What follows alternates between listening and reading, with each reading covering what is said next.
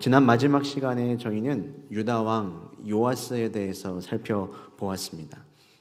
기억하시죠? 네, 너무 오래되긴 했지만 짤막하게 이야기를 드리자면 제목은 여호야다가 죽은 후에였습니다. 이 요아스는 7살의 왕에 올랐습니다. 여호와 보시기에 정직히 행했습니다. 하지만 옆에서 늘 돕고 이 영적인 교훈을 주던 여호야다가 죽자 전혀 다른 길을 걸어가는 것을 저희는 확인했습니다.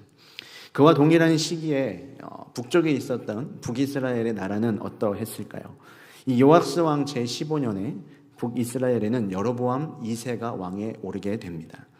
이 여로보암 2세는 북이스라엘을 가장 강력하게 만들었던 왕이었습니다. 다윗 시대에 그 잃어버렸던 모든 영토를 거의 회복했다라고 평가를 받습니다. 그런데 경제적으로나 그리고 정치적으로 어느 때보다도 가장 부강하고 가장 힘이 있던 시대를 오늘 이 열왕기하는 7절로만 설명하고 있습니다. 왜냐하면 그의 업적이 진정한 의미에서의 성공이 아니었고 하나님이 그를 기뻐하시지 않으셨기 때문입니다. 나라는 부유했고 부강했고 모든 것을 할 수 있었는지는 모르지만 하나님의 정의는 사라졌고 더 많은 우상들을 섬기는 나라로 만든 왕이었기 때문입니다. 당시 선지자였던 호세아를 통해 하나님은 북이스라엘을 두고 음란한 아내와 같다라고 이야기를 하시기도 했습니다. 그래서였을까요? 이 여로보암 시대 이후에 이 북이스라엘은 30년간 약 6명의 왕이 오르게 됩니다. 30명이 6명의 왕으로 이루어진다면 평균 몇 년이죠? 5년밖에 그 통치 기간이 되지 않았습니다. 그 6명 중에 심지어 5명은 신복들에게 살해를 당하는 대혼란이 이 북이스라엘에게 있었습니다. 결국에는 그런 가운데 남유다보다 거의 130년 가까이 먼저 멸망을 북이스라엘은 하게 됩니다. 첫 번째 여로보암 왕부터 시작되었던 그 무서운 죄, 우상을 숭배하며 말씀을 거역했던 그 죄를 반복한 결과였습니다. 자, 다시 이제 우리의 원래 이 초점인 남유다로 돌아와서 이야기를 드리자면 이 북이스라엘이 이렇게 혼란한 전국을 이끌어가는 가운데 있었지만 남유다는 요아스 왕 이후 그 아들 아마샤, 우시야, 요담 그리고 아하스에 이르기까지 비교적 안정적인 시간을 보냅니다. 마지막 제가 말씀드린 이 아하스라는 왕을 제외하고 아마샤, 우시야 그리고 요담은 모두 여호와 보시기에 참 정직하게 행했다라는 평가를 듣습니다. 그리고 그들의 통치 기간도 결코 짧지 않고 안정적으로 이루어 갔습니다. 자, 그런데 제가 이 말씀을 보다가 불안하게도 동시에 이 모든 왕들에게 반복되는 한 가지 구절을 발견했습니다. 늘 이 구절이 반복되었습니다. 뭐냐면 오직 산당들을 제거하지 않았다라는 말씀입니다. 앞에 11개의 말씀들을 여러분 보셨던 분들이라면 기억을 하실 수도 있을 것 같아요. 이 왕들이 정말 정직하게 다윗의 길을 따랐으면서도 불구하고 이상하게도 산당만큼은 제거하지 못했다는 기록이 이 왕들에게 꼬리표처럼 따라 붙었습니다. 그래서 백성들은 여전히 산당에서 제사를 드리고 분향을 했습니다. 그런데 사실 이 3명의 왕만의 이야기는 아니었죠. 앞서 살펴봤던 선한 왕이었던 아사, 그리고 여호사밧, 요아스 이 모두도 하나님 보시기에 정직했고 심지어 성전도 수리를 했는데 이 산당만큼은 없애지를 못했습니다. 대체 산당이 여러분 무엇이기 때문이었을까요? 히브리어로 산당은 바마라고 이야기를 합니다. 바는 어디를 가다, 그리고 마는 무엇을입니다. 이 두 개를 합쳐서 설명해 보면 이런 거죠. 무엇을 위해 그곳을 가냐라는 질문입니다. 그곳이 어디, 왜 가는지를 몰라서 묻는 게 아니라 그곳에 가면 아무런 유익이 없는데 너희들은 그곳에 무엇을 얻겠다고 가느냐라는 이 말이 산당에 담겨있는 뜻입니다. 그리고 영어로는 high place죠. 높은 곳을 의미합니다. 아마도 신들이 높은 곳에 있다고 믿었기 때문에 최대한 높이 가까이 가기 위해 그곳에 산당을 설치했던 것 같습니다. 사실 이러한 산당은 이스라엘 백성들이 가나안 땅에 들어가기 전부터 이미 그 땅 가운데 존재하던 것이었습니다. 가나안 땅에 사는 주민들이 이방 종교, 이방 신들을 섬기기 위해 지역마다 세워놓은 종교적 사원이었습니다. 그래서 가나안 지역 어디든지 산당이 가득했고요. 그리고 주로 바알신을 섬기는 우상 사원이었습니다. 그래서 하나님은 이러한 제사를 금지하셨던 거죠. 자, 그런데 이스라엘 백성들이 가나안 땅에 들어가고 나서 정착 이후에 종종 이 산당에서 제사를 드리는 모습들이 자주 기록에 나타납니다. 심지어 우리가 잘 알고 있는 사무엘과 솔로몬 같은 왕들도 이 산당에 올라가 제사를 드렸다는 기록이 있습니다. 아마도 아직 성전이 건축되기 이전이었기 때문에 예배드릴 장소가 마땅치 않아 임시로 그 산당을 예배드릴 처소로 사용했던 것으로 추측이 됩니다. 그래서 솔로몬이 1000번제를 드렸던 기브온 산당 같은 경우는 그 가운데 여호와의 성막이 세워져 있기도 했습니다. 자, 그런데 이제 문제는 솔로몬의 그 거룩한 성전이 세워진 이후겠죠. 성전이 세워졌고 이제 그 중앙에 하나님이 세우신 택하신 처소가 생겼으니 반드시 그곳에 올라가 제사를 드려야만 했습니다. 신명기 12장에 하나님께서 명령하셨거든요. 이렇게 말씀하셨어요. 하나님은 이렇게 말씀하셨습니다. 가나안 민족들이 신들을 섬기는 높은 산이나 푸른 나무 아래가 아니라 오직 하나님 여호와의 이름을 두시려고 택하신 곳에서 예배하라. 택하신 곳에서 예배하라고 명령을 하셨습니다. 그런데 이제 세월이 갈수록 이 성전에서 드리는 제사가 제대로 지켜지지를 않았습니다. 산당이 점차 여호와를 섬기는 지방의 성전들로 바뀌어져 간 겁니다. 예루살렘에 있는 성전에 올라가 제사를 드리기보다 우리 집 가까이에 있는 산당에서 하나님께 제사를 드리는 경우가 점차 빈번해졌다는 뜻입니다. 그럴 수 있겠죠. 예루살렘 성전에 내려가는 것보다 아무래도 내 집 가까이에 있는 곳에서 제사를 드리는 것이 쉬웠을 것이기 때문입니다. 보다 정확하게 이야기를 하자면 지금 이 백성들이 자신들의 편리함과 편의에 따라서 신앙생활을 하는 방식을 결정했다는 뜻입니다. 그리고 가나안의 이 우상 문화들, 산당에 종교하는 제의들은 신전에서의 음란적인 행위랑 깊이 연관이 되어 있었잖아요. 그렇게 산당에서 이방 종교와 여호와를 믿는 종교가 점차 혼합되기 시작했습니다. 굳이 왜 예루살렘까지 가서 예배를 드려야 하는가? 굳이 그리고 왜 이렇게 예배하고 믿어야 하는가? 하나님을 섬기고 예배한다고 하면서도 말씀과 배치되고 말씀과 다른 방식으로 다른 장소에서 예배하게 되었습니다. 이런 것들이 백성들의 삶 가운데 너무나 뿌리 박혀 있었기 때문에 대부분의 왕들이 이것을 뽑아내지를 못하고 그대로 손을 놓고 내버려 두었던 것이죠. 무리한 개혁과 정책을 펴서 백성들의 마음을 자극하고 싶지 않았던 것입니다. 나아가 일부 학자들은 이 산당을 두고 이런 주장을 펴니다. 이 산당이 높은 곳에 있기도 했을 것이지만 그것이 아니라 길거리에도 있었을 것이고 광장에도 있었을 것이고 심지어 일반 백성들의 모든 집에도 있었을 것이라고 말합니다. 마치 우리나라의 신조단지를 모셔다 놓듯이 집에 높은 곳에 올려다 놓고 그것을 섬겼다는 것입니다. 산당이 완전히 제거되지 못했던 그 이유는 바로 이처럼 각 가정과 그리고 개인의 마음 가운데에도 그것이 세워져 있었기 때문입니다. 아무리 한 나라의 왕이라고 해도 각 가정과 집안 깊숙한 곳까지 다 끄집어내고 제거하기는 어려웠던 것이죠. 하지만 이러한 산당을 내버려둔 결과 이 나라 전체는 악한 영으로 가득했고 결국에는 우상 숭배하는 잘못된 신앙의 모습이 판을 치게 된 겁니다. 나라는 안정되어 있었고 국력은 강대해졌지만 여전히 남은 이 산당이 유다를 병들게 만들었습니다. 여러분, 이처럼 이스라엘의 이 종교하는 이 산당의 문화는 우리에게 많은 것을 생각하게 합니다. 우리 안에도 하나님을 섬기는 우리의 모양이 이런 산당 같은 모습은 없는지 돌아보았으면 좋겠습니다. 하나님의 명령과 말씀을 따라 신앙생활을 하는 게 아니라 나의 편의와 나의 편리와 그리고 나의 여러 가지 기준에 따라 섬기고 예배하는 그런 모습들은 우리에게 없나요? 이 현대사회를 넘어가면서 교회와 성도들의 이 신앙생활 가운데 이 많은 편리성이라고 하는 선택의 기준들이 끼어들게 되는 것 같습니다. 그 가운데 우리는 자연히 합리화를 하게 되죠. 그리고 이 팬데믹 상황들은 그러한 우리의 신앙생활 가운데 더 많은 면죄부를 제공했습니다. 팬데믹이니까, 코로나니까 라는 이유로 우리는 많은 것들을 축소하고 많은 것들을 타협하기 시작했습니다.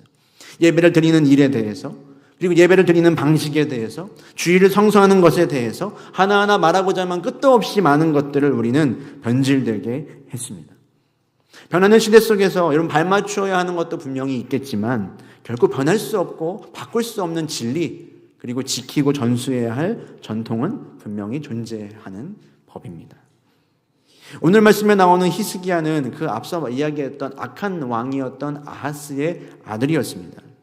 그는 아버지는 악했지만 하나님의 사람이었습니다. 우상으로 가득한 나라를 물려받았지만 히스기야는 좌절하지 않고 그 가운데 개혁을 이루어 갑니다. 그는 하나님의 보시기에 정직하게 행했는데 그가 가장 먼저 한 일이 뭐였냐면 오늘 4절의 말씀처럼 여러 주상을 깨뜨리고 산당을 제거하는 일이었습니다. 놀랍지요.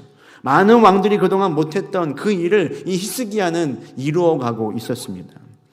여러분, 좋은 리더는 모든 문제를 해결하려고 드는 사람이 아닙니다. 가장 핵심적이고 가장 중추적인 문제, 누구도 건들지 못했지만 이것을 넘어뜨리면 모든 문제를 해결할 수 있다고 여겨지는 바로 그 핵심에 모든 힘을 기울여 해결해 나가는 사람들이 좋은 리더인 것이죠. 그래서 히스기야는 지금 그동안 누구도 하지 못했던 산당을 제거하는 일을 이루어냅니다. 대체 어떻게 가능했을까요? 이 열왕기하는 자세하게 가르쳐주고 있지 않지만 역대하 31장은 그것을 보다 자세하게 우리에게 가르쳐주고 있습니다. 우리 역대하 31장 1절의 말씀을 같이 읽어보도록 하겠습니다.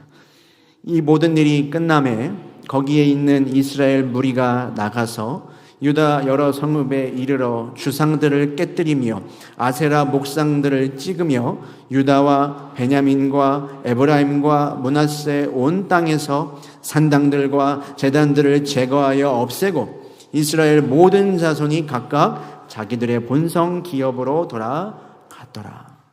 지금 누가 이 제단 그리고 산당들을 제거했습니까? 히스기야가 아니라 백성들이 자발적으로 그것들을 무너뜨렸습니다. 그리고 이러한 일이 있기 위해서 그 앞서 어떤 일이 이루어졌습니다. 이 모든 일이 끝나면라고 1절은 시작하죠. 앞에 무슨 일이 있었을까요? 히스기야는 성전의 모든 제사장들을 성결하게 하고 성전을 정화했습니다. 지난 아버지의 악한 왕의 치세 가운데 성전이 방치되어 있었기 때문입니다. 그리고 오랫동안 멈춰 있었던 그 하나님을 향한 예배, 제사를 제대로 드립니다. 제사를 이끌어 나갈 제사장도 부족했지만 그 어느 때보다도 간절하고 정결하게 예배를 드립니다. 그래서 온 회중들 가운데에는 다윗의 아들 솔로몬 이후로 없었던 큰 기쁨과 하나님의 임재가 있었습니다. 그것이 27절에 이렇게 가르쳐 주는데요. 우리 같이 읽어보겠습니다. 그때 제사장들과 레위 사람들이 일어나서 백성을 위하여 축복하였으니 그 소리가 하늘에 들리고 그 기도가 여호와의 거룩한 처소 하늘에 이르렀더라. 하나님을 향한 거룩한 갈망이 생겨나고 그 가운데 이전에는 없던 헌신이 이루어지고 거룩한 임재가 임함으로 그들은 스스로 산당과 제단을 무너뜨렸습니다. 자신의 동네에 있던 그리고 자신의 집에 있던 그 모든 산당들을 무너뜨린 것입니다. 진실한 예배의 회복이 여러분 진정한 헌신과 회복과 변화를 낳았습니다. 산당을 여러분 제거하는 방법 하나하나 찾아가서 부수고 인위적으로 율법적으로 더 하지 말라고 강제하는 것이 아니었습니다. 거룩한 성전 그리고 올바른 예배를 회복하고 드리는 것이었어요. 예배드리는 예배자가 하나님을 향한 목마름과 갈망을 회복하며 충만한 영적인 임재를 경험하는 것에 해결책이 있었던 것이죠. 그 임재를 경험하자 하나님의 충만함을 경험하자 자연히 하나님이 싫어하시는 일들을 멀리하게 된 거죠. 그 가운데 산당을 제거하는 삶의 변화를 이루어 간 것입니다. 우리가 누군가를 사랑하면 그 사람이 좋아하는 일을 하기도 하지만 그 사람이 싫어하는 일을 하나하나 안 하게 되는 것처럼 말입니다. 사랑하는 성도 여러분, 우리 안에 여러분 이 산당들이 있다면 오늘 이 시간 이 밤에 무너지게 되기를 주님의 이름으로 축원합니다.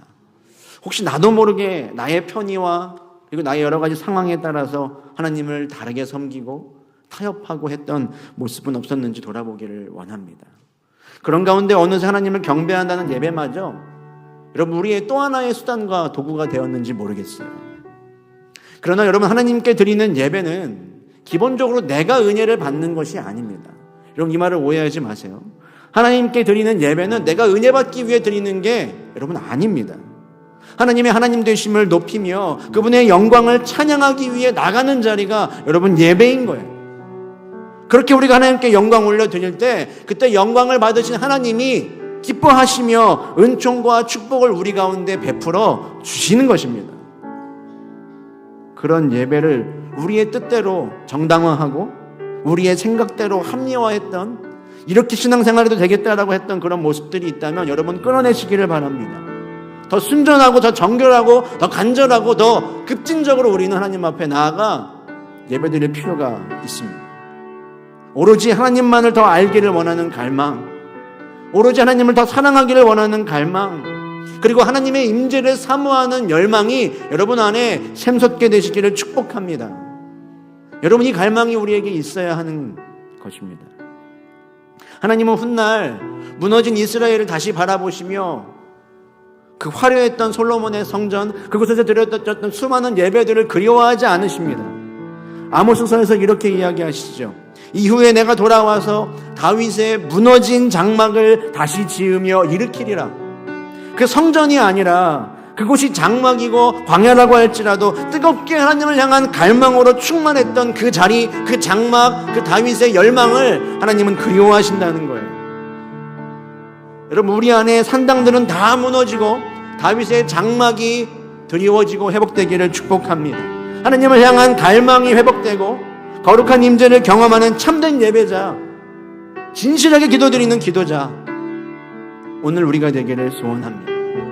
여러분, 이 시간 우리가 함께 이런 마음을 담아 찬양하며 기도했으면 좋겠는데요, 우리를 하나님을 향한 그 갈망의 자리로 이끌어 주시옵소서.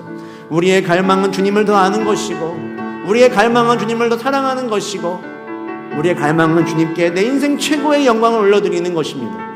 이것이 우리의 고백이고 찬양이 되기를 원합니다. 우리 함께 찬양하며 나아갑시다.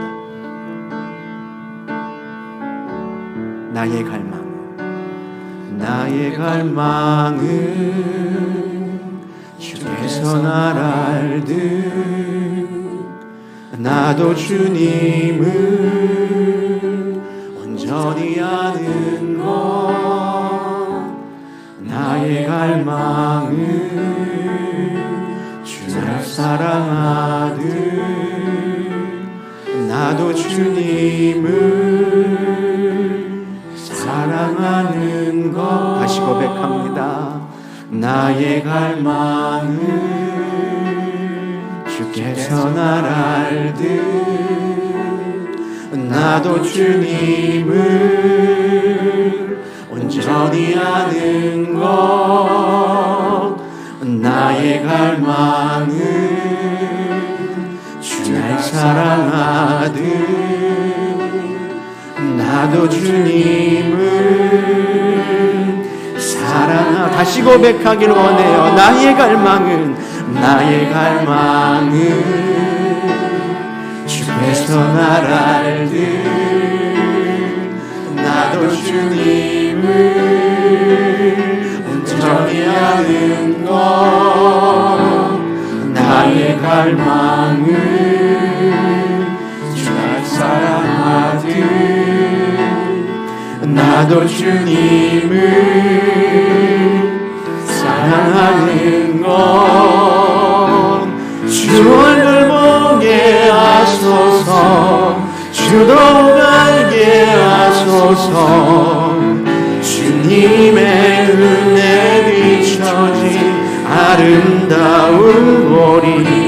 주 모든 것 주셨으니 주 형상 담기 위하여 나의 모든 것을 주님께 드립니다. 다시 고백할게요. 나의 갈망은 주께서 날 알듯 나도 주님을 온전히 한 것이 여러분의 갈망이 되기를 원합니다. 나의 갈망은 주 날 사랑하듯 나도 주님을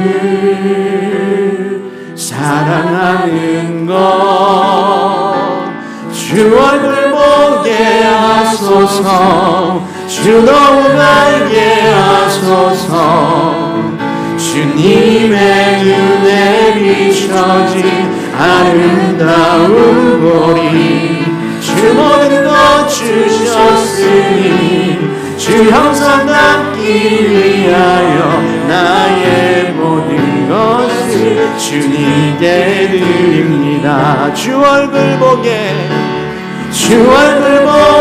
하소서 주 더욱 알게 하소서 주님의 눈에 비춰진 아름다운 보리 주 모든 것 주셨으니 주 형상 담기 위하여 나의 모든 것을 주님께 드립니다. 주님의 얼굴을 보기를 원합니다. 주 얼굴 보게 하소서 주 더욱 알게 하소서 주님의 눈에 비춰진 아름다운 보리 주 모든 것 주셨으니 주 형상 담기 위하여 나의 모든 것을 주님께 드립니다.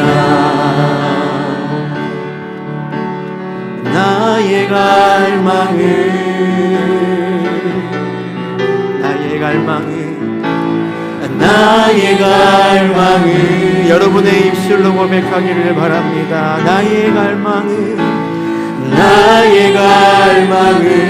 갈망의 끝에 무엇이 있습니까? 나의 갈망은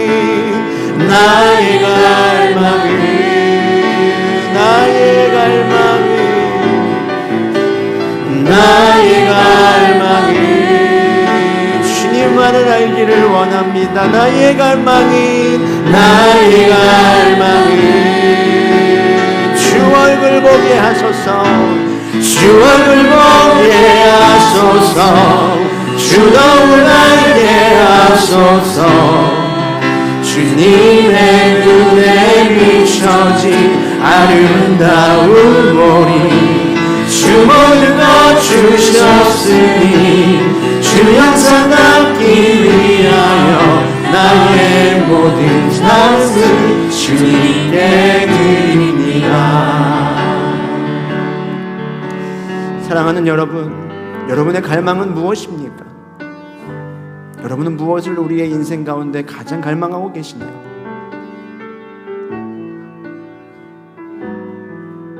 혹시 예배 가운데 나오면서도 하나님을 갈망하기보다 내가 받을 은혜, 나의 소원과 기도 제목을 더 갈망하고 원하지는 않으셨습니까?